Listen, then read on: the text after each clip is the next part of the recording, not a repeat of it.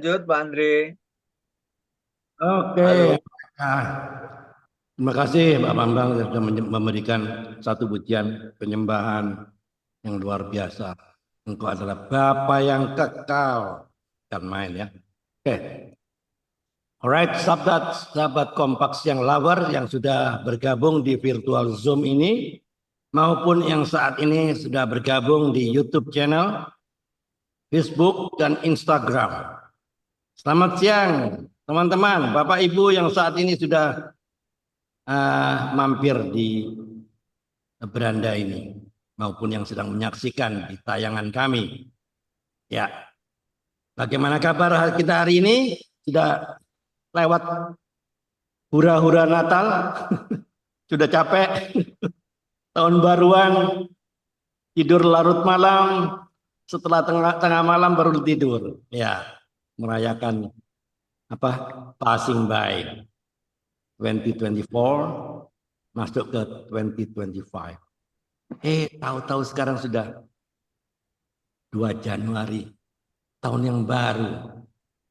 Wow, cepet banget ya. Time flies so fast ya. Luar biasa sekali kalau kita boleh dalam keadaan saat ini tetap penuh semangat, dalam keadaan sehat, dan dalam keadaan antusias untuk kita tetap terus beribadah kepada Tuhan lewat Zoom Kompak siang ini adalah satu hal yang luar biasa. Katakan amin. Oke, itu biarlah hati kita selalu penuh dengan ucapan syukur kepada Tuhan karena anugerahnya yang besar yang selalu menyertai kita sehingga kita boleh ada sampai hari ini loh. Adalah karena anugerahnya semata-mata. Banyak orang yang terbaring loh di rumah sakit. Ya, oksigen bayar. Kita dengan enaknya ya. Masih juga nggak mau ikut Zoom. Alasannya apa? Banyak alasannya. BCA. Tahu kan BCA? Banyak cari alasan. Oke, saya percaya Anda semua pasti masih diliputi dengan suasana damai Natal ya dari Tuhan. Ya, Anda semua adalah orang-orang yang bukan hanya sekedar masuk ke Zoom Kompak siang ini untuk sekedar isi waktu ya, tapi Anda semua mau terus memuliakan nama Tuhan, mencari Raja Damai itu. Amin. Oke. Alright, untuk ketahui bahwa Kompak siang ini diselenggarakan setiap hari Senin, Selasa, Rabu, Kamis, mulai dari jam 13.00 waktu Indonesia bagian Barat. Apa itu Kompak? Kompak adalah komunitas sepakat. Sepakat terhadap apa? Sepakat terhadap firman Tuhan sebagai the highest authority. Otoritas tertinggi. Sesuai dengan Yohanes 1 ayat 1. Pada mulanya adalah agama HKBP. Enggak. Pada mulanya adalah agama Katolik. Enggak. Agama Kristen juga enggak. Pada mulanya adalah firman. Firman itu bersama-sama dengan Allah dan firman itu adalah Allah. Wow. Jadi semua orang termasuk gereja, pendeta, pastor harus tunduk pada firman Tuhan. Karena firman Tuhan adalah kebenaran dari Allah itu sendiri. Siang ini dengan narasumber dari Jakarta Timur. Cibubur. Mantap. Ya, Cibubur. Ya, Jakarta Timur. Siapa dia? Ibu Nelly Bangun. Ya, apa kabar Bu Nelly? Akhirnya saya berhasil bawa ke podcast ini ya. Ya, walaupun pelayanan beliau ini banyak ya, sejak Power of Love ditinggal oleh gembalanya. Ini Pak Ibu Nelly ini ngerangkep-ngerangkep jadi host, jadi bendahara, jadi segala macam ya. Jadi ngumpulin peserta semua luar biasa. Oke, luar biasa pelayanan beliau ini banyak. Tapi ya kadang-kadang juga atau sering ya tempat orang konseling ya Bu saya dengar ya. Orang konseling juga. Enggak. Iya saya dengar. Oh, saya tanya dulu sama ini Ibu Nelly. Wow. Mantap. Oke. Mantap ya. Rohnya Ibu Nelly ini on fire ya. Ngomong-ngomong ada orang Surabaya masuk. Bro Apolos, selamat siang. Ya, selamat siang sudah bergabung ya. Ya, Ya di kompak siang ini. Ya, mantap. ya Ini silakan Pak Masjid, Pak. ya, oke, mantap ya. Jadi saya langsung saja kita ke narasumber Ibu Nelly Bangun ya. Nanti kita bisa tanya-tanya kepada narasumber kita. Tapi sebelumnya kita ajak berdoa dulu ya. Bapak di surga, yang penuh kasih, segala hormat, puji, syukur hanya padamu Tuhan. Karena Engkau adalah satu-satunya yang layak disembah, layak dipuji. Kami bersyukur atas kesempatan yang indah ini untuk kami dapat berkumpul di virtual Zoom ini, di persekutuan ini meskipun secara daring. Terima kasih atas anugerah-Mu yang selalu menyertai kami sampai saat ini sehingga kami boleh ada sebagaimana kami ada.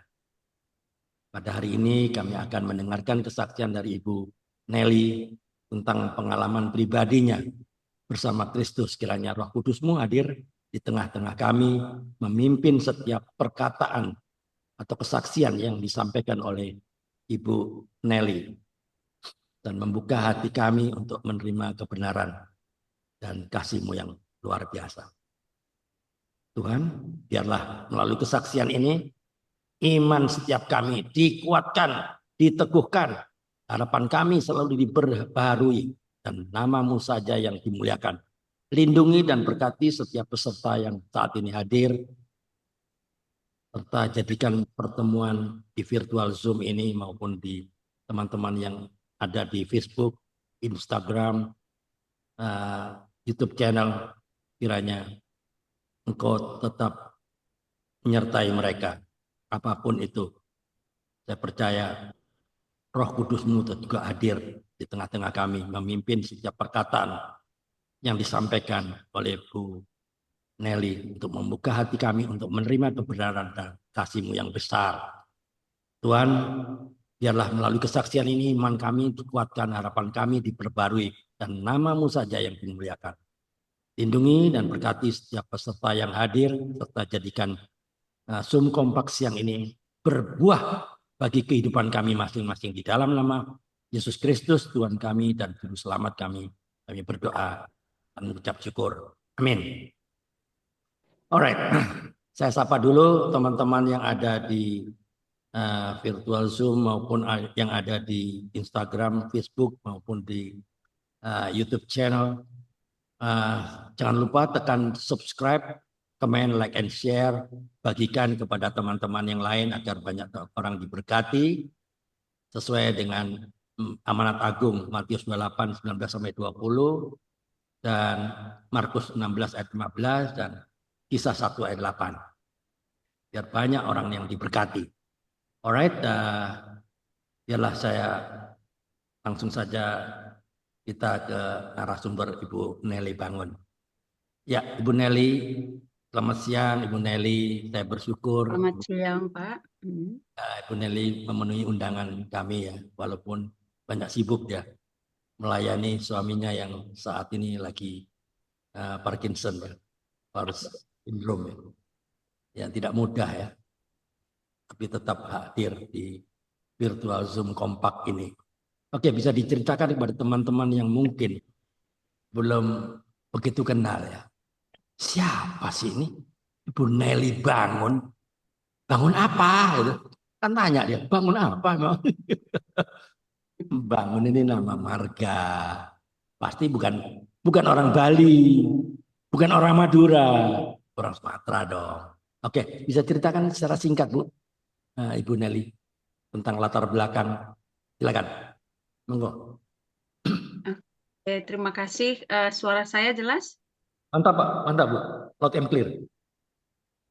Oke, saya sangat bersyukur kepada Tuhan atas kesempatan yang diberikan kepada kami untuk dapat menyampaikan, ya bisa dikatakan kesaksian di Zoom kompak ini. Terima kasih yang telah mengundang kami, yaitu Pak Andre. Sebenarnya saat ini saat ini banget nih, itu barusan datang perawat Oh, yang mau gantian dengan perawat kami yang selama ini. Dia sedang memberitahu hal-hal apa yang akan dia kerjakan karena yang selama ini akan cuti dulu 1 minggu, lalu datang penggantinya. Nah, itu yang dia sedang oper. Oper oh, pekerjaan ya, itu di luar lagi, makanya saya di kamar ini karena biar jangan terganggu gitu ya. Jadi saya tadi baru baru kenalan aja siapa namanya, Doli. Nah udah, saya zoom di kamar ya gitu, saya bilang gitu. oh. Jadi mungkin nanti selesai saya podcast ini saya langsung keluar ya, soalnya dan namanya dia baru datang ya. Gitu. Untuk tak kenal maka tak sayang ya. Saya itu tadi sudah dikatakan nama saya Nelly Rode Bangun. Itulah nama yang diberikan oleh orang tua saya. Kita tahu semua Rode itu di dalam Alkitab ya, Ya, yang menyambut para murid ketika mereka ketika Tuhan Yesus atau ketika Paulus ya di penjara kalau nggak salah ya. Lalu ya. mereka itu mengetuk pintu karena mereka udah lepas dari penjara, yang membukakan itu Rode. Ya, Rode namanya ya. Terus saya lihat di dalam Alkitab itu Rode itu namanya artinya bunga mawar. Hmm. Nah, jadi saya baru bangun salah satu marga dari suku Karo. Eh, Karo itu kan ada 5 marga ya, salah satunya adalah Perangin-angin Bangun ya, itulah marga saya. Nah, terus eh, orang tua saya dulu adalah seorang guru juga, sama seperti saya, tapi saya udah pensiun. Seorang guru juga dulu orang tua saya. Namun ada satu yang membuat saya salut kepada bapak saya. Dialah yang pertama sekali dibaptis di kampung kami. Ya, ketika datang para penginjil ke sana, dialah yang pertama sekali dibaptis di kampung itu ya. Jadi saya bangga sama orang tua saya dan bagaimana keimanannya dia sampai suatu kali dulu pernah kami beribadah di kampung itu di sebuah sekolah. Ada sebuah sekolah dan 4 kampung lah di situ beribadah, dan ada saatnya menarik diri satu-satu kampung ya. Akhirnya bubarlah ibadah itu. Ya, bubarlah ibadah itu karena sudah habis jemaatnya. Nah, tapi saya melihat bapak saya masih tetap mencari di mana dia bisa beribadah. Dia berjalan 4-5 kilometer setiap hari Minggu, ya. Dan kami sudah nggak beribadah, sama mama saya, sama saudara saya udah nggak beribadah. Tapi dia tetap mencari di mana dia tetap bisa beribadah. Jadi kalau soal iman percaya kepada Tuhan itu, bapak saya lah menjadi teladan saya di rumah kami ya. Nah, jadi luar biasa. Saya Oke. bangga punya Ya, bapak seperti dia gitu ya, bentar, yang memberikan bentar Bu. teladan kepada anak-anaknya. Ya, Terus bentar Bu saya Nelly. eh, ketika SD SMP, lalu saya melanjut ke SPG. SPG itu Sekolah Pendidikan Guru untuk SD. Nah, ketika suatu saat guru agama saya mengajarkan tentang firman Tuhan, lah disitulah ya itulah Roh Kudus ya, pekerjaan Roh Kudus. Disitulah terketuk hati saya, aku ingin seperti dia. Nah, gitu ya. Aku ingin seperti Bapak itu menjadi seorang guru Bentar, agama. Bu Nelly. Bu Nelly, Ya, coba Bu Nelly bisa pakai headset. Karena Ibu Nelly nggak dengar waktu saya bicara tadi nggak dengar. oh saya kencengin suaranya, saya kencengin. Tadi saya kecilin. Ah, Eh, oke. eh. Oke, ya. Headsetnya, headsetnya tadi mana saya nggak tahu Oke. namanya. Jadi saya bicara bicara nggak dengar dia ngomong terus. Ya. Ini ini udah dengar ya. Oke. Ya. Teman-teman, ini namanya Ibu Nelly Rode Bangun. Ya, Rode diambil dari mana? Teman-teman, diambil di Alkitab loh. Ini Betul. bapaknya sudah kenal. Itu poinnya kan.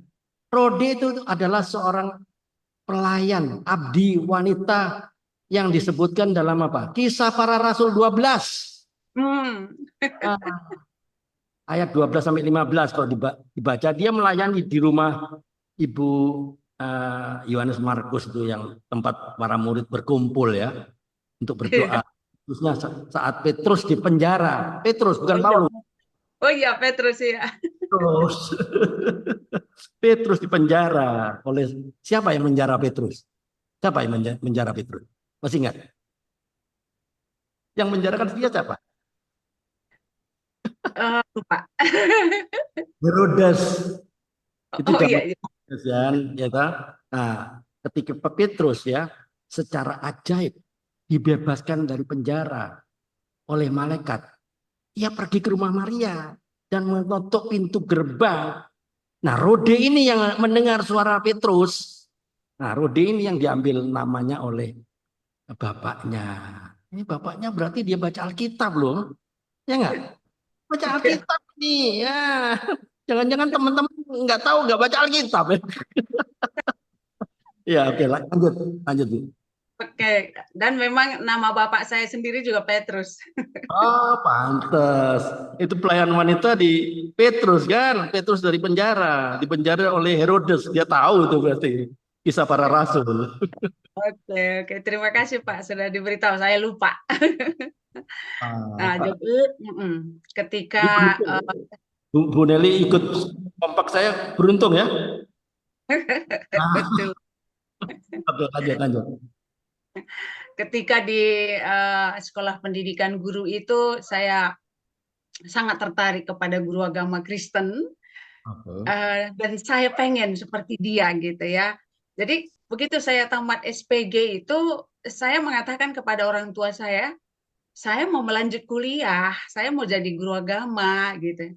Terus, oh nggak usah, kamu kan sudah tamat SPG, kamu kita carikan aja jadi PNS guru SD. Mumpung ada itu apa amang borumu anggota DPR, kata dia gitu.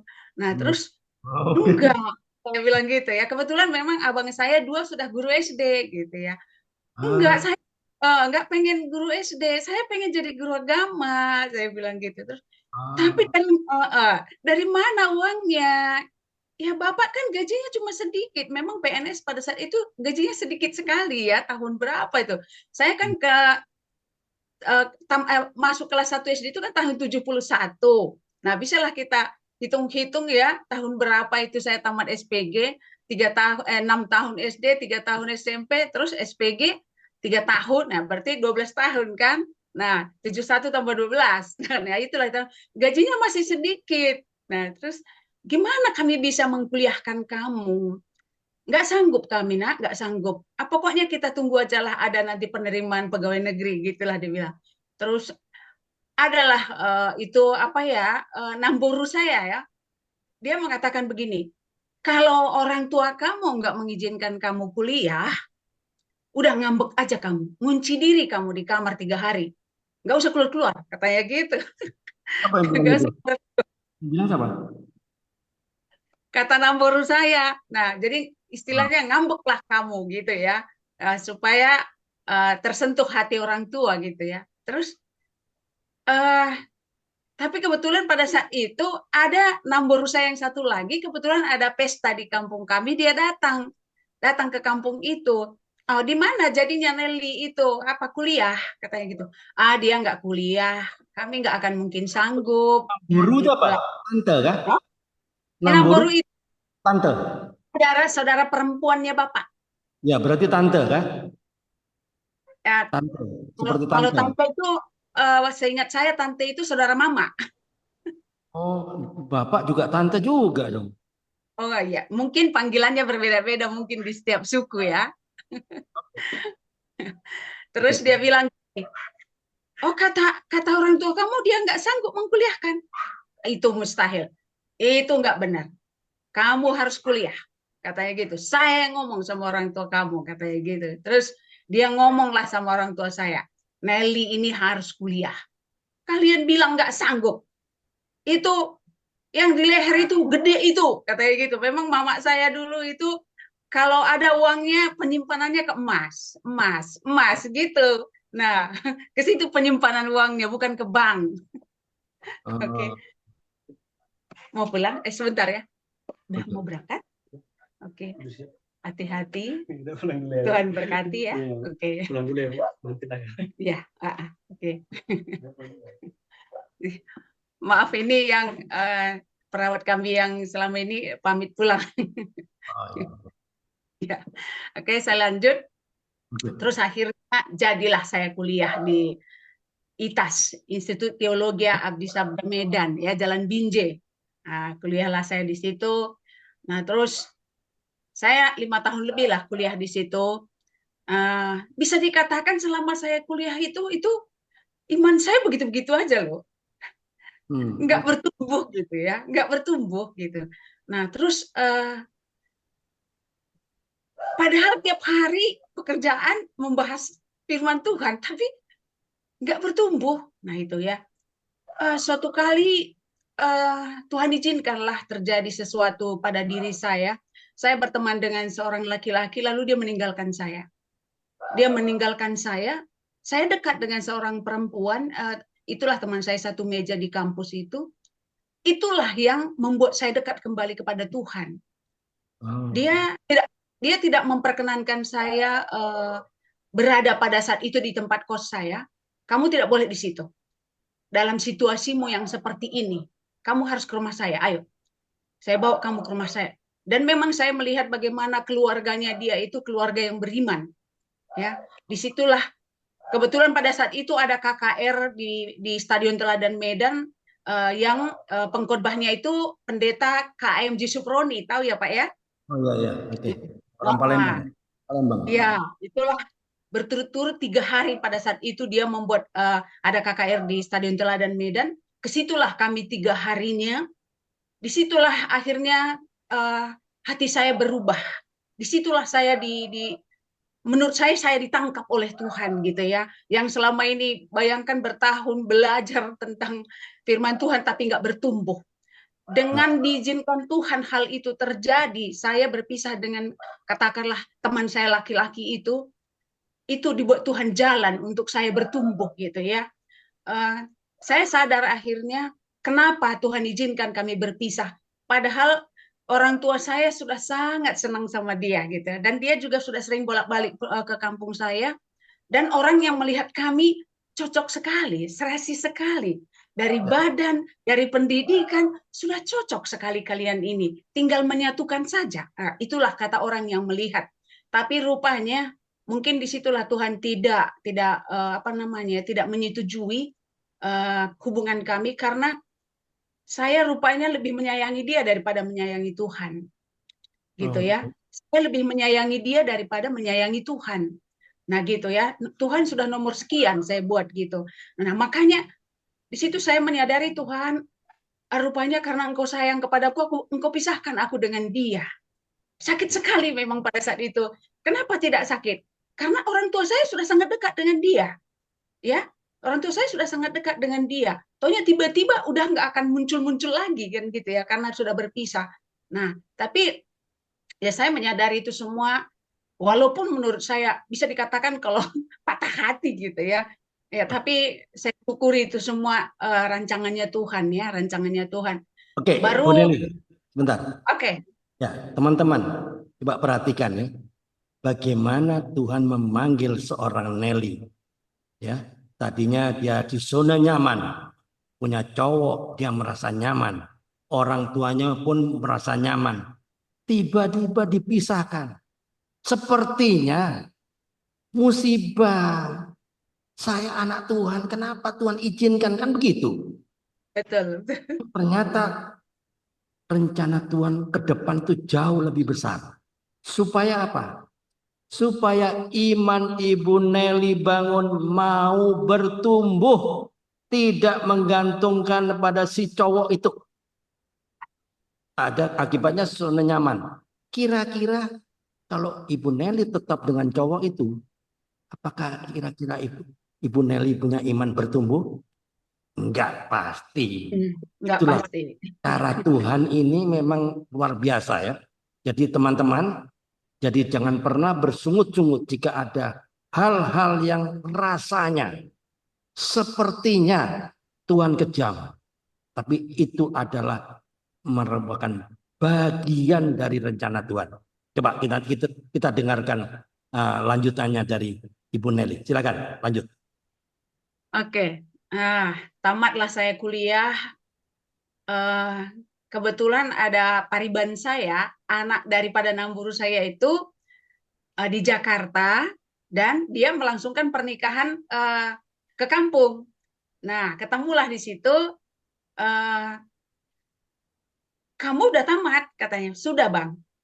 Udah ke Jakarta aja. Di sana kita cari pekerjaan. Kebetulan ada dekat tempat kos kami, itu tempat kontrakan kami, sekolah swasta, itu sedang membutuhkan guru agama Kristen, katanya gitu. Terus, oh kalau begitu saya mau, saya bilang gitu. Nah terus saya utarakan lagi niat saya ini kepada orang tua saya. Saya mau ke Jakarta, Pak. Saya mau di sana bekerja gitu. Tapi apa kata orang tua saya?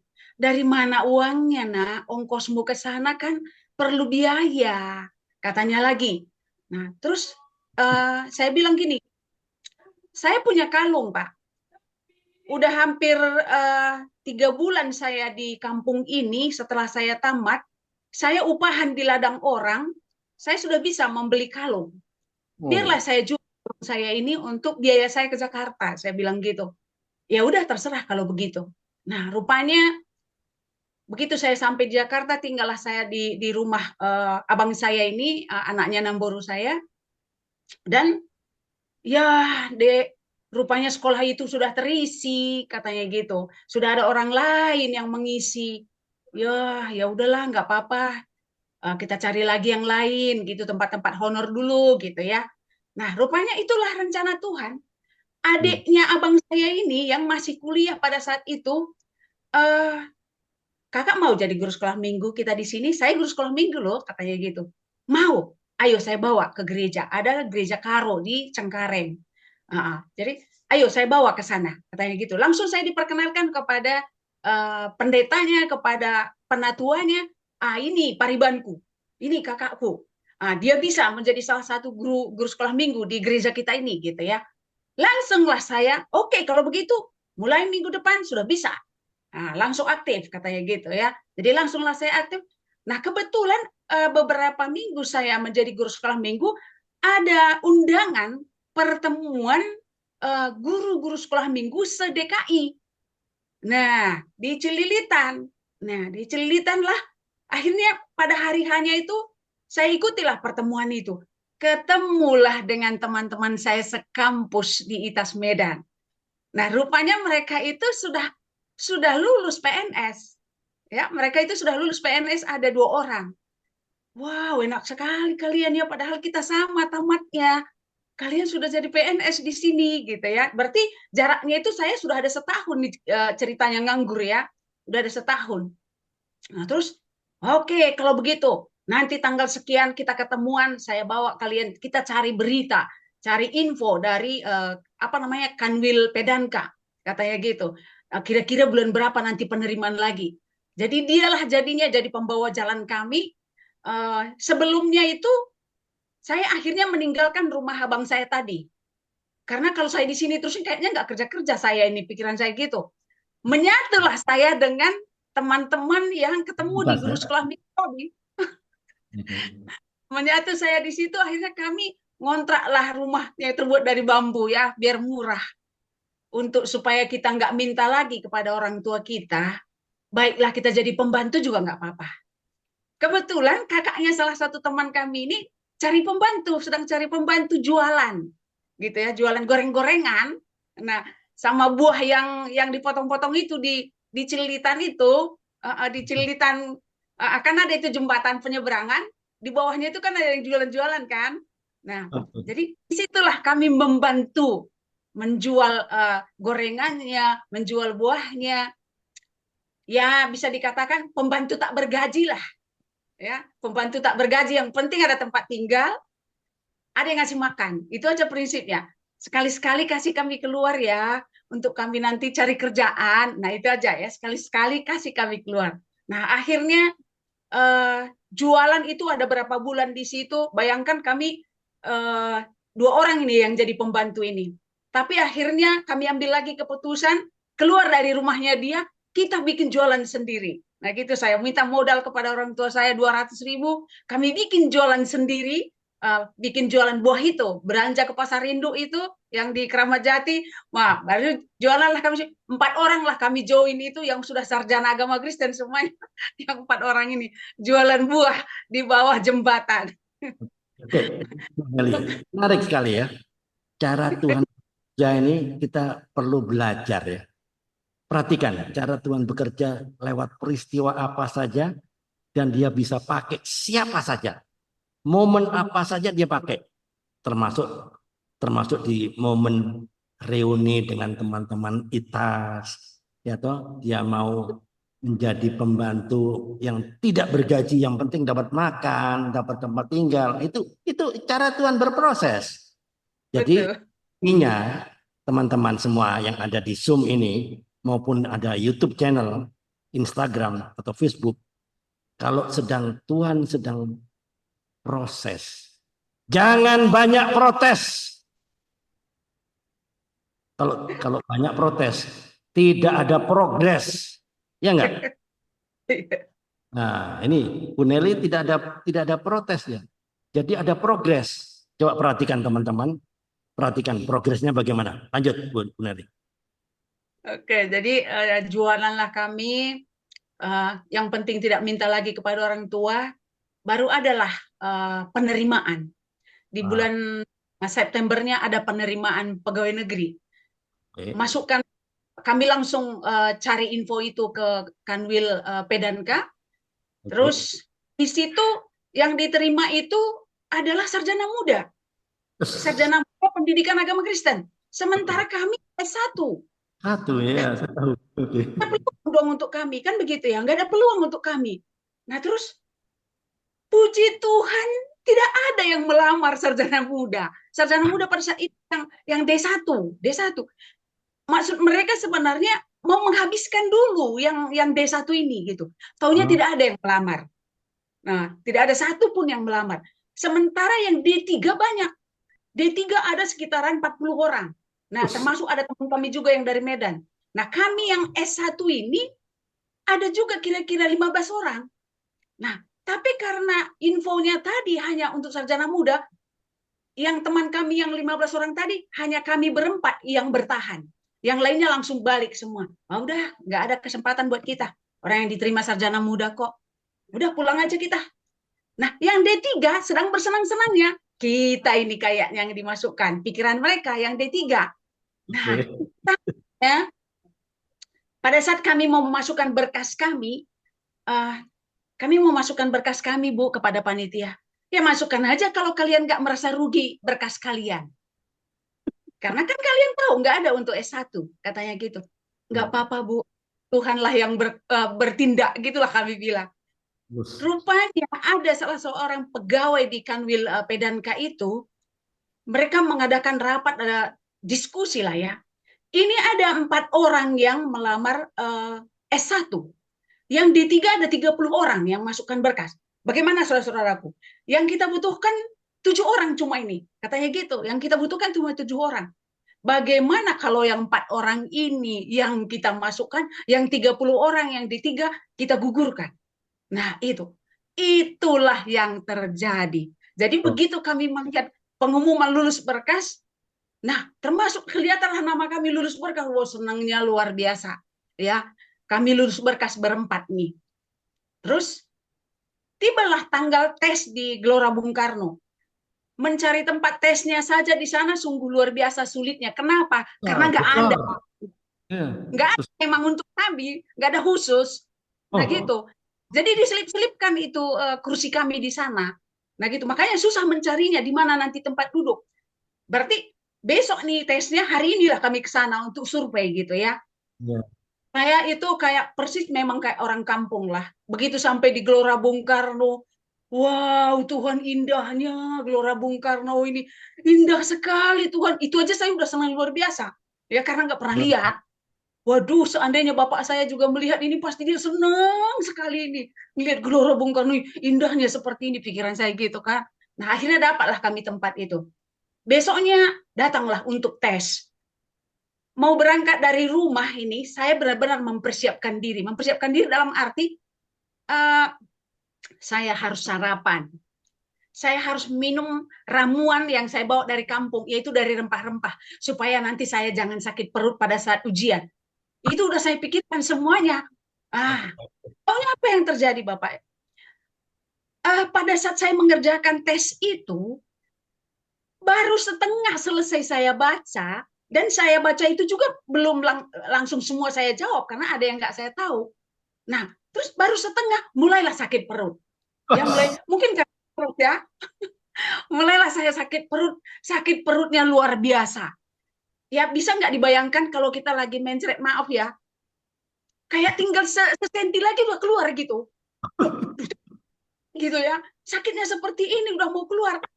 Aduh, sedangkan sudah diumumkan tidak boleh ada yang izin keluar. Kalau izin keluar dianggap selesai. Baru setengah dibaca. Kan gitu, baru setengah dibaca. Terus gimana ini? Sementara ini udah kayaknya kebelet luar biasa.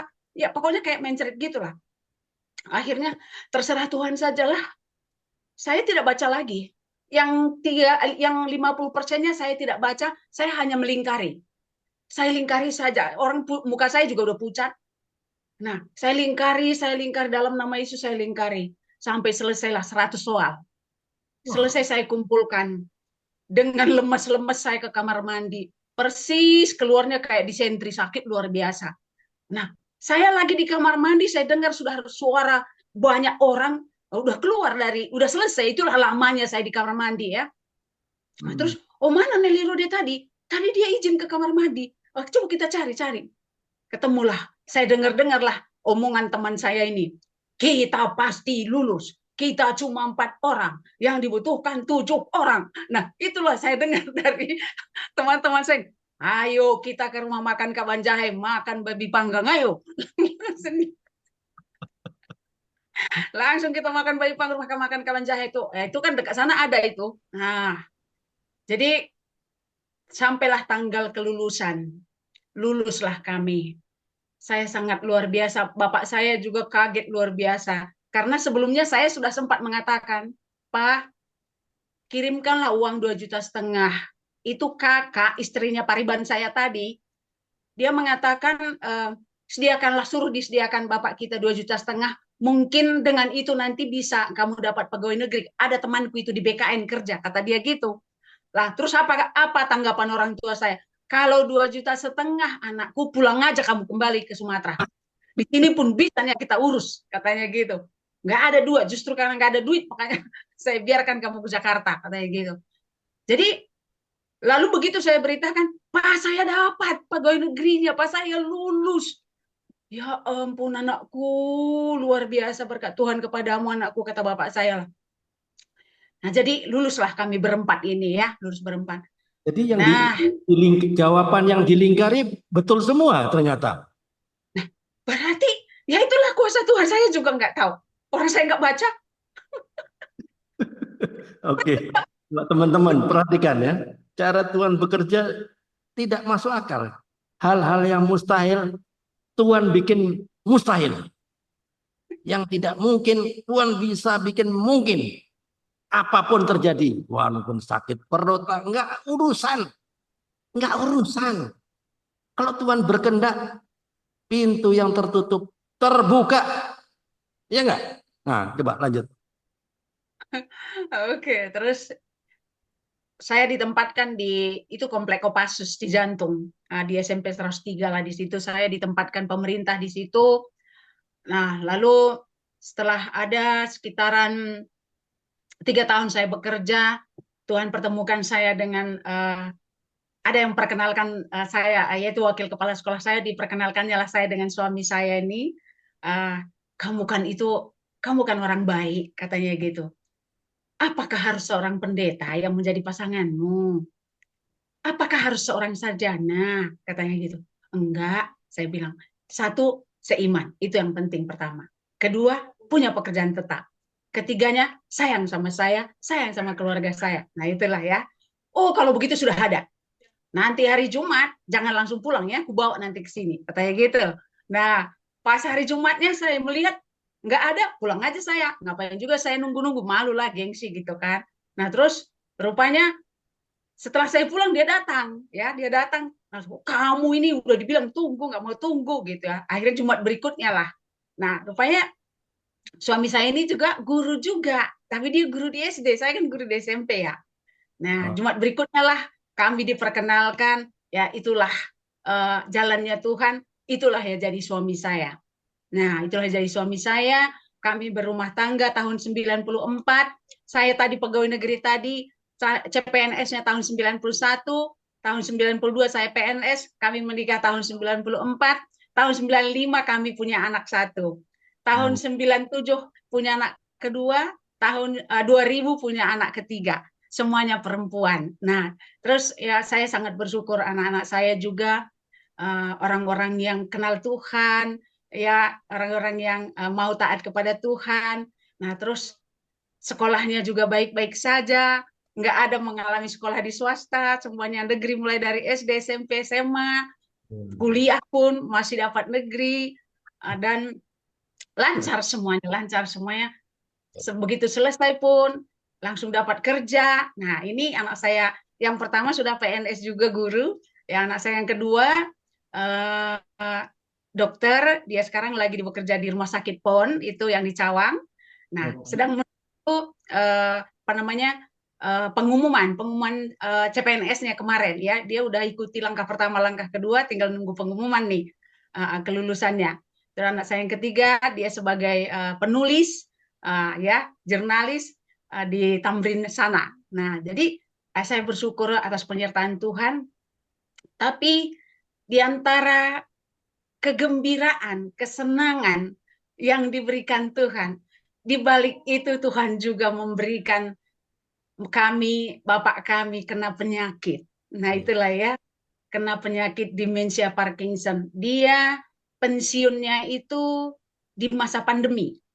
Ya, dia mulai pensiun itu di masa pandemi, ya tentunya nggak bisa keluar dari rumah, terkurung di rumah. Apalagi anak saya yang nomor 2 dokter, ya sudah nggak membolehkan bapaknya keluar sama sekali, ya takut terjangkit kan gitu ya. Nah terus rupanya dengan jalan seperti itu otaknya ini sama sekali sudah nggak terbuka gitu ya, karena hanya tidur tidur aja. Uh, kalau kami perempuan masih banyak yang kami lakukan ya, belajar masak lah, belajar tanam ini tanam itulah walaupun di rumah terus kan gitu ya. Nah kalau dia rupanya ya mungkin ya itulah jalannya Tuhan. Mulailah kami lihat ada perubahan dalam dirinya, geraknya mulai melemah, terus cara ngomongnya mulai melambat dan semakin menurun, semakin menurun, semakin menurun terus. Di bulan April kemarin itu dia seperti sesak. Nah, langsung saya panggil anak saya, kebetulan dia lagi ada di rumah yang nomor 2 yang dokter ini. Nah, ini Bapak apa ini? Bapak sesak. Ah, begitu dia lihat kita bawa ke rumah sakit, Mak. Kami bawa ke rumah sakit Pasar Bo. Nah, langsunglah dirawat selama 2 minggu. Begitu keluar dari rumah sakit, dia sudah nggak bisa berdiri, nggak bisa duduk. Ya, sudah harus di kursi roda. Bahkan, maaf, itu bokongnya itu sudah mulai hitam. Dan yang hitam ini kata dokter ini udah kulit mati. Ini harus dibuang. Nah, jadi setiap harinya itu dan di situ mulai kami langsung anak saya langsung usahakan ada perawat yang merawat suami saya di rumah. Dan apa kata dokter? Bapak ini sudah bisa pulang tapi oksigen harus siap di rumah. Nah, padahal bisa dikatakan oksigennya itu masih 15, kan itu paling tinggi ya. 15 angkanya itu paling tinggi. Di situ masih paling tinggi udah disuruh pulang. Ya mungkin itu karena BPJS ya. Sudah bisa Bapak ini dibawa pulang, tapi harus siap oksigen di rumah. Oke, kami bawalah pulang ke rumah, langsung dipesan anak saya itu oksigen. Jadi rumah kami ini kayak udah jualan tabung oksigen jadinya. Karena berdiri sampai 5 sampai 7 di situ. Karena anak saya takut sekali kekurangan gitu ya. Jadi langsung berjejer dia buat oksigen di situ. Nah, kursi roda butuh disewa, kita sewa dulu ya Ma, mana tahu nanti bapak kita cepat sembuh. Nah gitu, kursi roda disewa, itu apa namanya, kasur dikubitus itu langsung disewa. Nah terus apalagi itu alat yang suction itu yang menyedot dahaknya itu juga disewa, untuk uap juga disewa. Tapi rupanya sebulan 2 bulan masih begitu-begitu aja. Akhirnya kami belilah satu-satu. Saya berpikir begini, Tuhan, dulu sebelum saya pensiun kan tahun 2023 Juni ya, situ saya pensiun. Sebelum saya pensiun, saya berangan-angan, enaknya nanti kalau sudah pensiun, saya akan berjalan-jalan sama suami saya. Kami mau ke Yerusalem ya, oe, mau ke Sumatera ya boleh, karena nggak ada lagi terikat dengan pekerjaan gitu ya. Tapi rupanya sebelum saya pensiun pun suami saya sudah mulai seperti itu tadi ya. Dan setelah saya pensiun, itulah yang dia masuk rumah sakit yang sudah tidak bisa lagi ditinggalkan. Dalam hati saya begini, ya inilah rencanamu ya Tuhan. Tuhan belum membiarkan saya uh, untuk menjalankan apa yang terbayang di dalam benak saya untuk jalan sana, jalan sini. Tuhan ingin saya merawat dia dulu di rumah. Oke Tuhan, siap. Saya siap melakukan apa yang Tuhan kehendaki. Jadi saya yang ditinggal selalu di rumah bersama perawat, kami bertiga, anak saya bertiga itu kerja. Tadinya saya masih disuruh ngajar setelah pensiun. Bu Nelly masih harus ngajar, belum ada penggantinya di sekolah kita. Harus masih ngajar terus. Ya, Kata oke. kepala sekolah saya. Nah, oke, saya bilang, karena pada saat itu anak saya yang ketiga masih dari rumah kerjanya. Dia jadi penulisnya masih dari rumah. Dan meeting 3 kali sehari dengan bosnya gitu ya. Nah, tapi setelah 6 bulan, setelah 1 semester, itu anak saya nggak betah ini dengan bosnya yang ini, ya, karena terlalu otoriter gitu ya, dan mengancam-ngancam untuk dikeluarkan terus gitu dengan teman-temannya yang lain. Udah lama aku resign aja lah dari perusahaan yang ini. Tertekan aku, Mak. Seakan-akan aku tidak mengharapkan lagi datangnya pagi hari, katanya gitu. Wow, kalau sempat anakku tidak mengharapkan lagi datangnya pagi hari, supaya tidak ketemu dengan bosnya dalam meetingnya itu, dalam Zoom, ini udah bahaya nih. Udah, nggak apa-apa. Kalau mau resign juga nggak apa-apa, nggak apa-apa. Biar kamu jangan tertekan, seperti Tuhan pasti akan memberikan jalan keluar untuk pekerjaanmu nanti gitu ya. Nah, akhirnya kami setujulah dia keluar resign dari pekerjaan itu. Dan ya tentunya kamu harus siap ya nak, sebulan 2 bulan kamu nganggur, kami bilang, selama mencari pekerjaan. Nah, terus akhirnya dia cari, dapat lagi, inilah yang di Tamrin itu. Terus saya bilang sama kepala sekolah saya, Bu, saya minta maaf sekali, saya sudah tidak bisa lagi mengajar. Hanya 1 semester bisanya saya mengajar. Bukan soal uangnya, Bu, tidak. Saya masih pengen sekali mengajar karena saya masih sanggup. Tapi suami saya tidak ada lagi yang mendampingi di rumah. Pada saat itu belum separah sekarang, ya, belum separah sekarang, belum perlu perawat lah ya. Saya saja masih bisa gitu. Nggak ada yang mendampingi suami saya, Bu. Saya bilang sama kepala, ya kecewa deh kita kalau begini mah. Siapa yang gantiin Ibu? Bagaimana dengan anak-anak Kristen yang ada sekitaran 70 orang itu? Bagaimanalah nasib mereka? Gitu-gitulah dia bilang. Saya akan cari, Bu. Saya akan cari yang tamatan dari UKI. Kebetulan dari UKI itu setiap tahun ada ke sekolah kami untuk praktek ya, untuk praktek PPL. Saya akan masih banyak nomor-nomor HP mereka sama saya akan hubungi mereka. Mungkin salah satu di antara mereka sudah bisa menggantikan saya. Akhirnya berhasil lah. Kepala sekolah saya menerima gitu ya. Jadi itulah yang sampai sekarang menggantikan saya. Walaupun gajinya, karena dia belum masuk Dapodik, gajinya masih melalui saya. Jadi turun gajinya ke saya. Saya lagi yang transfer ke dia sampai sekarang.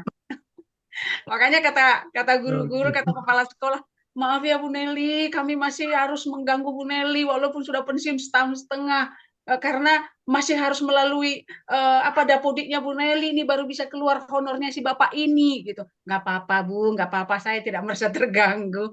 Keluar honornya saya transfer lagi ke dia. Begitu setiap bulannya. Oke. Ya, oke. Teman-teman, luar biasa ya perjalanan iman dari Ibu Nelly ya.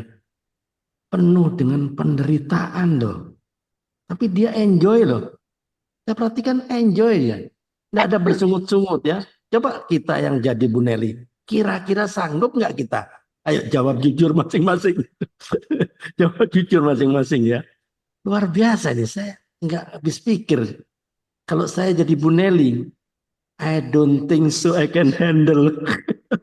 Tapi Bu Nelly ada aja pikirannya selalu positif ya. Apa yang menyebabkan Ibu Nelly ini begitu kuat ya di proses Tuhan, tidak bersungut-sungut? Apa kiat-kiatnya apa? Bisa cerita kepada teman-teman ini? Kalau menurut saya, kalau tentang itu, begitu suami saya sakit, tapi itu belum masuk rumah sakit ya, tapi sudah harus didampingi, sudah harus Oke. disuapnya. Datanglah salah satu teman saya, apa namanya, dia sintua di gereja kami di HKBP Cibubur. Dia datang bersama istrinya. Pertama dia menawarkan obat SOP apa tuh namanya tuh, yang lagi ngetren itu, yang dari Jepang itu. Cobalah dikasih ini sama bapak. Ya mungkin inilah yang membuat dia sembuh katanya. Harganya juga lumayan. Dia satu pasang itu dua, jadi kalau dua 3.600.000. Nah itu buat sebulan. Gitu ya. Tapi itu pun kami coba juga memberikan itu kepadanya. Tapi kami melihat nggak ada pengaruh. Tapi di samping dia menawarkan obat itu, dia juga bercerita tentang Jum the Power of Love. Dia bercerita, di situlah mulainya. Nah itu ya. Ah, Jadi itu bulan 2 kan, suami saya masuk rumah sakit bulan 4 ya. Bulan 2 lah oke. dia tuh. Disitulah diperkenalkannya saya Jum the Power of Love. Saya semenjak mengikuti Jum itulah Bu, saya bertumbuh dengan kehidupan kami seperti ini, cuma jual gorengan, tapi tetap percaya Tuhan pasti menolong, katanya begitu. Ceritalah dia kan. Nah terus, oh gitu ya. Jadi Ibu masuk ya besok ya. Nih saya kasih ini linknya nih, katanya gitu. Mulailah saya masuk besoknya sampailah sekarang. Disitulah Oke. Apa? kekuatan Ibu saya. Tiar kah? Iya. Ah, Yang hmm. datang ini bukan Ibu Tiar, bukan. Oke. Gereja yang sudah ikut Jum the Power of Love. Oh, oke, oke, oke. Ya, oke. Luar biasa, Ibu Nelly ya, Jadi diproses lewat itulah yang bermacam-macam cara ya. Oke, teman-teman ada yang mau bertanya? Silakan buka mikrofonnya jika ada yang mau bertanya. Pak Bambang mau bertanya? Oh, iya Pak. Baik Oke, Pak. bentar ya, Pak Bambang mau bertanya Ibu Nelly ya, Pak Bambang ya. Saya disclaimer dulu ya, sebelum Pak Bambang bertanya, saya akan disclaimer. Jika ada pertanyaan dari Pak Bambang atau dari saya juga yang mungkin sensitif ya, mengingat Ibu Nelly ini kan diproses luar biasa, yang sensitif atau yang susah dijawab atau menyinggung perasaan baik Bu Nelly atau komunitas Bu Nelly berhak untuk tidak menjawab. Oke, silakan Pak Bambang. Ya baik Pak. Jadi terima kasih Bu Nelly atas kesaksiannya, luar biasa perjuangan eh, hidup sampai sampai ke Jakarta harus tinggalkan orang tua ya. Nah, yang perlu saya tanyakan Bu, apa yang boleh Ibu sampaikan? Mungkin kalau nanti sudah diceritakan, tapi mungkin dilengkapi ya. Apa yang Ibu lakukan ketika eh, melakukan bahwa Ibu dengan memaksa, artinya harus pergi ke Jakarta, kepada kedua orang tua? Karena ya, karena tadi saya dengar juga betapa hebatnya orang tua, meskipun dengan segala keberadaannya, tetap juga melakukannya dan mengizinkan itu ya. Jadi ketika itu setelah sukses di Jakarta, apa yang Ibu lakukan terhadap orang tua ya. Kemudian yang kedua, apa juga yang Ibu lakukan ketika kesuksesan itu diraih kepada Tuhan? Saya juga masih belum melihat secara jelas, secara spesifik ya, apa yang Ibu lakukan kepada orang tua maupun kepada Tuhan. Itu yang saya tanyakan. Memberkati. Silakan Bu. Oke, terima kasih Pak. Yang pertama tadi, apa yang saya lakukan kepada orang tua saya, atau bisa dengan kata lain, kenapa harus memaksakan diri harus ke Jakarta, kan gitu ya Pak ya. Ya. Jadi pertama, itu karena abang saya yang anak Namboru saya itu mengatakan pada saat pesta pernikahannya di sana, ada peluang untuk kamu bekerja di sana. Kebetulan di dekat rumah kami ada sekolah swasta yang bagus. Nanti kamu di situ mengajarnya. Itu pertama.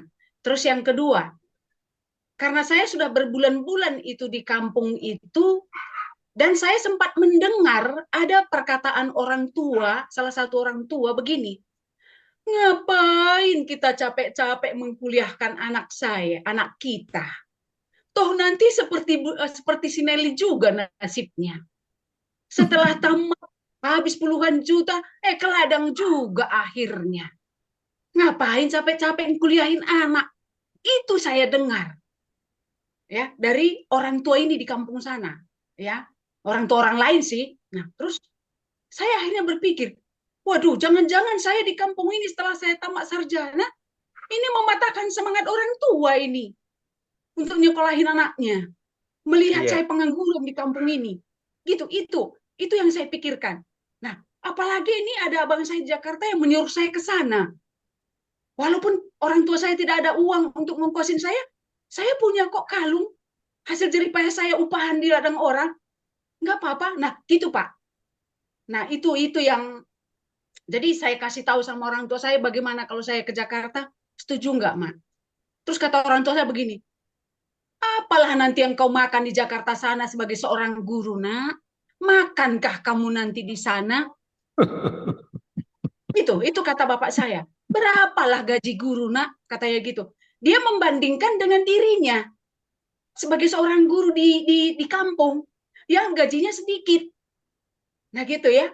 Nah, tapi setelah saya melihat, begitu saya ke Jakarta lalu saya dapat PNS, rupanya jadi seorang guru di Jakarta, Pak, berbeda sekali dengan provinsi lain. Nah, ini bukan saya menyombongkan diri, enggak ya. Supaya tahu juga bagaimana kondisi guru di Jakarta kalau sudah PNS. Kondisi guru di Jakarta itu jauh lebih enak dibandingkan dengan provinsi lain. Kenapa saya katakan seperti itu? Pertama, dapat gaji tanggal 1. Kedua, di tanggal sebelum tanggal 20 dapat TKD, Pak. Tunjangan kinerja daerah. Terus di atas tanggal 20 ini ada sertifikasi. Jadi ada 3 kali dapat. Kalau guru-guru seluruh Indonesia, TKD ini tidak ada. Ini khususnya DKI Jakarta. Ada TKD. Nah gitu, makanya ketika anak saya yang nomor 1 melamar jadi pegawai negeri, kamu dapat di mana, Nak? Di Pondok Labu, Mak. Puji Tuhan, masih DKI. Langsung saya bilang begitu. Ada TKD. Nah gitu. Nah jadi disitulah saya pikir, dulu orang tua saya sangat khawatir saya makan apa di Jakarta. Taunya seperti ini sekarang yang saya alami. Ya, itu yang sangat saya bersyukur, Pak. Nah, dan apa yang saya lakukan yang secara spesifik, ya mungkin menurut Bapak tadi untuk Tuhan kan begitu dari pekerjaan saya. Saya merasa dengan saya menjadi seorang guru agama, kita ini diberikan Tuhan dengan berbagai macam pelayanan. Ada seorang pendeta diberikan Tuhan lahannya itu di gereja. Ya, kalau dia seorang pendeta lahannya di gereja atau melayani umat-umatnya. Kalau kami sebagai guru agama, lahan kami di sekolah. Mendidik anak-anak bagaimana mereka mengenal Tuhan. Kalau pertama memang dulu saya akui, Pak. Pertama saya menjadi pegawai negeri, saya ditempatkan di SMP 103, itu memang cara kerja saya masih belum serius. Dalam arti apa? Mau serius, mau enggak, tanggal 1 masuk kok gaji saya. Itu prinsip saya. Ya, mau ngerti, mau enggak, kamu terserah kamu. Tapi dengan semakin mengertinya saya firman Tuhan, semakin mendalami firman Tuhan, saya semakin mengerti. Inilah yang dipercayakan Tuhan kepada saya. Kenapa Ibu tidak mencari pegawai negeri di daerah aja sambil nungguin orang tua? Nah, padahal pada saat itu belum tahu saya ada TKD itu tidak ya. Gini Pak, karena saya melihat peluang itu lebih ada di Jakarta gitu, menurut pemikiran saya pada saat itu. Karena udah masih hampir belum berserah sama Tuhan ya, belum berserah sama Tuhan Bu ya. Sudah hampir saya di sana nggak ada perkembangan gitu. Cari info-info juga susah. Nah itu, karena setiap harinya bukannya disuruh saya, coba kamu ke Kabanjahe, coba kamu ke Medan lihat info. Ke ladang terus yang saya disuruh. Kalau ke ladang itu yang paling utama oleh orang tua saya. Nah, terus kapan dapat infonya? Nah Ya. gitu. Berarti kan orang tua sesungguhnya mengharapkan ibu untuk membantu pekerjaannya. Sambil ibu nanti kerja ke negeri kan bisa di daerah situ. Kenapa kok harus ke Jakarta? Toh sama-sama ibu juga minta sama Tuhan kan. Seandainya kalau kebetulan di Jakarta nggak dapat gimana Bu? Memang saya sudah disuruh kok Pak. Eh, berapa bulan ya saya di Jakarta. Terus saya bilang begini, itulah yang saya kirim surat karena pada saat itu belum ada HP. Pak, kata kakak, tempat saya tinggal itu, siapkan uang 2,5 juta. Mungkin baru dengan itu saya baru dapat pegawai negeri di Jakarta. Saya bilang, terus apa kata orang tua saya? Pulang saja kamu ke kampung, nak. Pulang saja. Ini saya kirim 100.000 pada saat itu ya. Ini saya kirim 100.000, 50.000 ongkosmu pulang, yang 50-nya mungkin kamu belum jalan-jalan di Jakarta. Yang 50.000 lah untuk kamu jalan-jalan di Jakarta, lalu baliklah ke kampung, kata dia gitu. Terus apa ya yang saya katakan? Kebetulan pada saat itu sudah siap berkas. Berkas untuk melamar sudah siap semuanya. Saya bilang apa? Pak, saya tidak akan pulang ke Sumatera sebelum saya ikuti sekali saja tes CPNS di Jakarta. Sekali saja saya ikuti, Pak. Sia-sia berkasku ini udah kusiapkan semua, Pak. Saya bilang gitu. Taunya dengan sekali aku melamar, Tuhan langsung luruskan. Enggak 2 kali.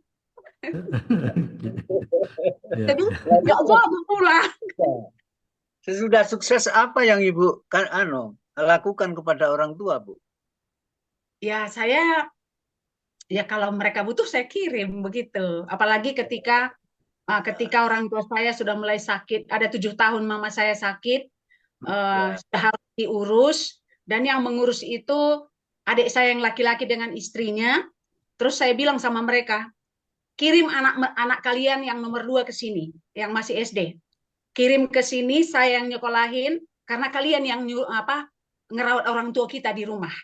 Saya ringankan beban kalian dengan kirim anaknya ke sini, antar saya yang nyekolahin, saya bilang. Jadi dari kelas 4 ini ponakan saya di sini, sekarang udah kelas 11. Udah kelas orang. Luar biasa ya. Juga memperhatikan kembali ya. Kalau dulu orang tua perhatikan, sekarang dengan kesuksesan Ibu memperhatikan juga. Itu yang perlu saya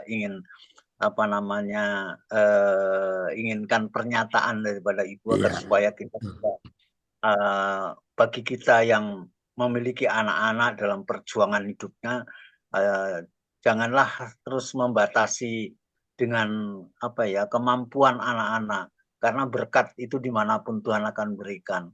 Ya kebetulan Ibu berkat di Jakarta, bukan di daerahnya sendiri. Nah, kemudian yang kedua, Bu, kan Ibu punya anak putri-putri ya, 3. Nah, kemudian apa yang Ibu lakukan setelah sukses ini kepada Tuhan? Ya sekarang ya itu Pak, apa namanya? Kalau sedikit dulu tentang orang tua saya tadi, kan saya suruh anaknya dikirim ke Jakarta, terus mereka buat giliran rupanya di sana jaga mama saya sehari-sehari gitu, kami saudara bersaudara. Terus saya bilang, kenakan juga saya 1 hari walaupun saya di Jakarta, tapi siapa di antara kalian yang bersedia menggantikan saya akan kasih gajinya pada saat saya. Nah gitu, jadi tetap ada giliran saya berikan upahnya. Nah seperti itu. Ya, nah oke, saya kata adik saya yang menggantikan kakak, yang penting kirimannya lancar. Oke, siap, saya bilang gitu. Mantap ya. Nah itu dia. Jadi setelah setelah kondisi suami saya seperti sekarang ini, apa yang bisa saya lakukan ya? Nah rupanya itu yang saya bilang tadi di Zoom The Power of Love tadi yang saya aktif, Pak. Saya aktif di situ. Sewaktu Pak Surbakti masih belum almarhum, dia memberikan saya 2 kali menyampaikan firman Tuhan dalam 1 bulan. Ya kadang seperti tadi kata Pak Andre, kadang host, kadang jadi pendoa syafaat. Ya sampai sekarang ya. Iya sampai sekarang tiap pagi loh Pak. Tiap pagi. Nah, jam 5. Jadi bagaimana supaya saya bisa mengikuti jam 5 dan keluarga juga tidak terabaikan. Saya bangun jam 3, Pak. Ya. Saya bangun jam 3, saya berdoa, lalu saya menyiapkan makanan. 2 jam saya menyiapkan makanan supaya ketika nanti anak saya berangkat sekolah, yang sekolah ponakan itu, yang bekerja, mereka bisa bawa bekal. Jadi bawa bekal mereka ke tempat kerjanya. Nah, saya sudah tenang. Jam 5 mulai Zoom, nggak ada lagi yang mengganggu saya. Udah tenang, makanan sudah siap di atas meja. Nah, gitu setiap hari. Nah, seperti Luar itu. biasa. Setiap pagi itu Pak, jam 5 pagi itu ada di Zoom Power of Love loh Pak Bambang. You cannot imagine. Iya, setiap pagi. Nggak ada BCA, nggak ada. Di Kompak Siang banyak BCA. Ya. Terima Di kasih Power of Love jam 5 pagi. Berkati. Luar biasa. Ya, luar biasa ya. Ngomong-ngomong Bu Nelly, Lanjut, Pak masih Andre. ada lowongan nggak yang untuk menggantikan orang itu? Maksudnya yang di sekolah? Yang gantikan ibu yang sakit itu ada yang bisa masih ada lowongan nggak? Saya mau lah, kan dapat gaji dari Bu Nelly. Oke. Ada. Kirain apaan? Oke. Ya. Alright, oke. Bu Nelly banyak menerima kebaikan dari Tuhan kan? Betul. Ya, banyak sekali menerima keajaiban, mujizat dari Tuhan. Lalu apa respon Ibu kepada orang yang belum kenal sama Tuhan? Pernahkah Ibu bercerita siapakah Tuhan ini? Ya, silakan. Saya pertama yang di rumah kami lah ya. Itu kan perawatnya suami saya kan Muslim. Oke, Nah, bagus. Tuhan itu. Pertama memang saya selalu mendengarkan khotbah kalau lagi masak ya dari YouTube gitu ya. Nah, terus YouTube juga kami setel itu di televisi lagu-lagu rohani terus sehingga dia pun ngikutin nyanyi-nyanyi gitu ya. Terus saya sudah berapa kali menyinggung tentang orang mana? Orang Sumatera juga membantu? Iya, Marga Tanjung. Oke. Oh ya, Tanjung Muslim ya. Iya. Terus saya bilang, saya beritahu bagaimanalah tentang keselamatan kepada dia. Yes. Nunggu apa lagi? Saya bilang gitu. Nunggu apa lagi? Apalagi kamu bilang mama kamu Kristen. Ya. Terus bapak kamu dulu Muslim, lalu dia masuk ke Kristen, tapi karena dia cekcok dengan keluarganya, dia kembali ke Muslim. Dia kembali ke Muslim kan bapaknya ini. Nah, terus itu yang diikutin si perawat ini, bapaknya ini. Nah, apalagi sekarang mama kamu sendiri pun Kristen. Saya bilang gitu. Berarti dia tahu itulah keselamatan yang hanya ada pada dia. Wah, itulah yang saya ceritakan. Tapi dia masih gini, nantilah Bu, masih gitu jawabannya Pak. Oke. Gak apa-apa. Yang penting benih sudah ditabur. Betul. Itu bagian kita. Biarlah Roh Kudus yang bekerja. Jadi walaupun dia nggak mau terima, bahkan menolak, ya dia berperkara sama Roh Kudus, ya nggak? Iya, betul. Kalau dia bertobat, itu bukan karena kemegahan dari Ibu Nelly. Roh Kudus yang bekerja. Jadi tidak ada kesombongan rohani. Tapi Bu Nelly sudah mengambil bagian untuk menaburkan benih. Untuk terus mendengarkan YouTube supaya dia juga ikut mendengarkan kebenaran. Betul. Ya, kebenaran firman Tuhan. Alright, very good. Oke, saya kira waktunya nggak banyak lagi. Saya kelihatannya masih banyak nih yang Bu Nelly yang saya harus gali, tapi waktunya nggak banyak ternyata. Nggak apa-apa, nanti sesi kedua nanti saya menjadwalkan lagi nih. Nanti kapan-kapan lah ya. Oke, Bu Nelly, kira-kira mau sampaikan pesan apa? Pesan moral apa terhadap teman-teman di virtual Zoom ini, maupun teman-teman yang di YouTube channel, di Facebook, atau Instagram yang saat ini sedang menonton siaran podcast ini? Apa pesan moralnya untuk mereka-mereka berkaitan dengan apa yang Bu Nelly alami selama ini. Bagaimana proses Tuhan? Bisa sampaikan pesan moral. Silakan. Ada firman Tuhan mengatakan, rancanganmu bukan rancanganku. Yes. Tuhan itu adalah rancangan damai sejahtera. Saya Ya. mengingat firman Tuhan itu, setiap kali apa yang Tuhan izinkan terjadi dalam keluarga kami, apalagi saat ini, saya tidak mau berpikiran negatif. Ya. Saya berpikiran positif. Tuhan sedang memproses kami. Itu yang ada dalam hati saya. Tuhan sedang memproses kami, sedang membentuk kami menjadi lebih baik di hadapan Tuhan. Nah, bayangkan Bapak, suami saya sudah berapa bulan ini tidak ada ngomong sama sekali, Ya. dan itu 2 jam sekali itu harus diubah posisi tidurnya supaya luka yang dibawanya nggak tambah parah. Ya, 2 jam sekali harus diubah posisi tidurnya, makan harus pakai selang, misalnya pipis pakai kateter, pakai pampers. Nah, seperti itu. Jadi tugas saya untuk mengubah posisinya itu malam, Pak. Karena sama saya tidurnya malam. Nah, itulah. Dan saya sangat bersyukur kepada Tuhan. Biasanya sebelum dia sakit seperti itu, kalau saya bangun, misalnya saya pengen ke kamar mandi, itu biasanya sulit lagi tidur, Pak. Kalau sudah kamar mandi malam-malam, sulit tidur. Tapi sekarang saya melihat, saya bikin alarm untuk mengubah posisi tidurnya, saya bangun, saya ubah posisi tidurnya, saya tidur langsung nyenyak. Tidur saya berkualitas. Nah gitu ya, tidur saya itu berkualitas. Jadi kuizinkan, aku seakan-akan merasakan Tuhan itu berkata, kuizinkan engkau terganggu tidur anakku, tapi engkau berkualitas tidurnya. Nah, saya merasa seperti itu, Tuhan itu berkata kepada saya gitu ya. Jadi jangan pernah komplain kepada Tuhan. Segala yang diizinkan Tuhan terjadi dalam kehidupan kita, Dia punya rancangan damai sejahtera, bukan mau menjatuhkan kita. Nah, itu Pak. Terima kasih. Di mana ayatnya, di mana? Kan teman-teman tanya ini. Apa di YouTube? Di mana itu tertulis Di mana? Di mana? Ayo ingat. Itu harus ingat ini. Ini hafal nih kata ayat apa? Di mana? Ayo. Yeremia 29 ayat 11. Jangan lupa ini rancanganku, rancangan damai sejahtera itu bagaimana? Saya nggak pernah lupa ini. Ini karena ini otomatis saya harus ada stok. Kita harus punya stok damai sejahtera supaya kita tidak tertipu oleh tipuan iblis. Betul, gitu. betul. Bukan saya nggak ngapal-ngapalin, enggak, tapi ini harus masuk dalam alam bawah sadar. Betul, betul. Aku ini mengetahui rancanganmu, rancanganku adalah damai sejahtera. Di mana ayatnya?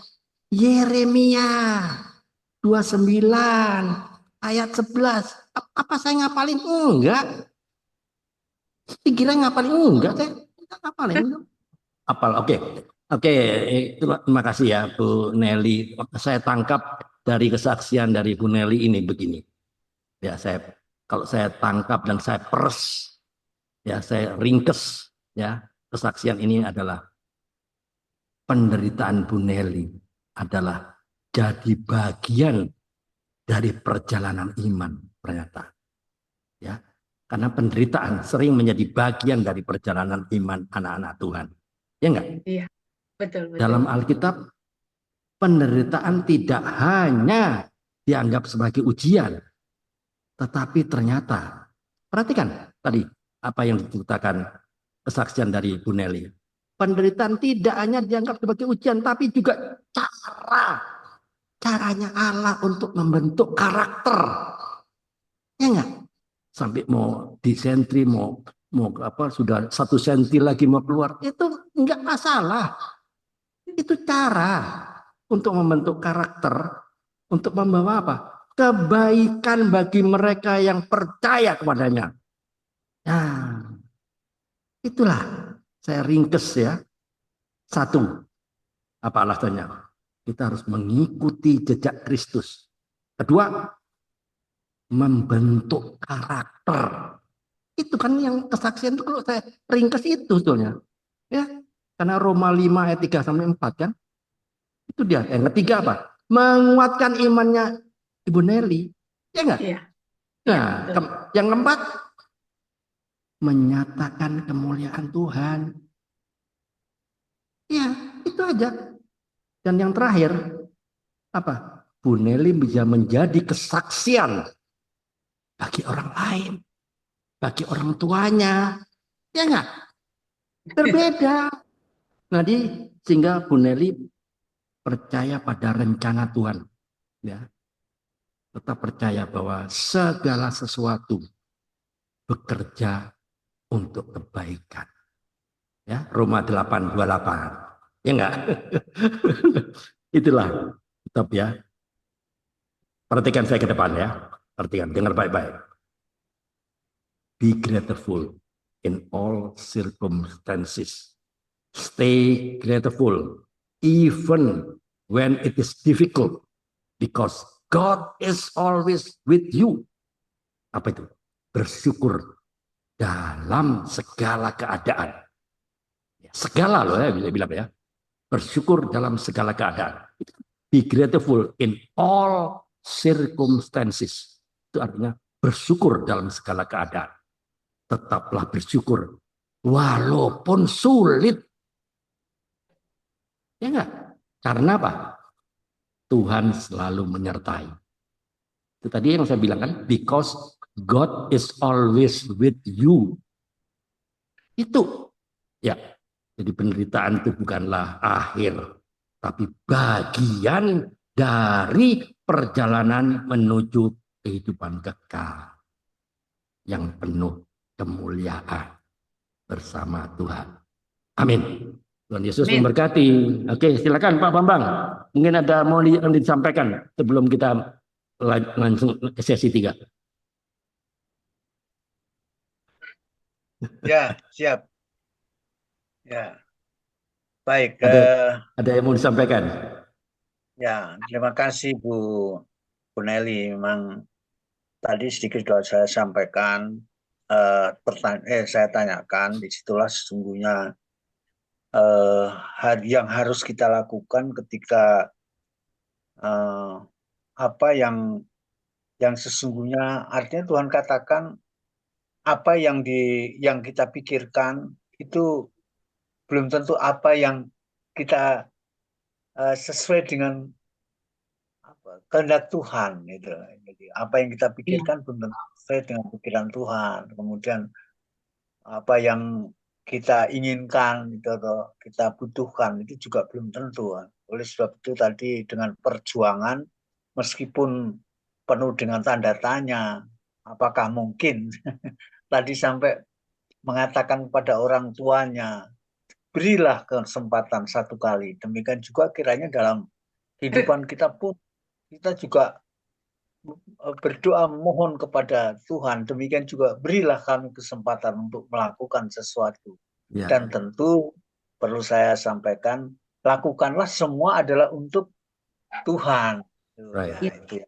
Ya. Lakukan semua untuk Tuhan. Itu apa? Kolose 3:23. Tapi yang kita Semua untuk Tuhan, bukan untuk manusia. Kolose 3:23. Catat itu. Baca nanti ya. Apa itu? Kolose 3:23. Jangan-jangan saya cuma ngoceh aja. Tahu-tahu nggak jelas. Catat aja. Nanti cek. Oke. Lanjut Pak Bambang. Saya kira itu pesan saya untuk Ibu ya, meskipun sekarang juga saya lihat tadi perjuangannya hebat mengurusi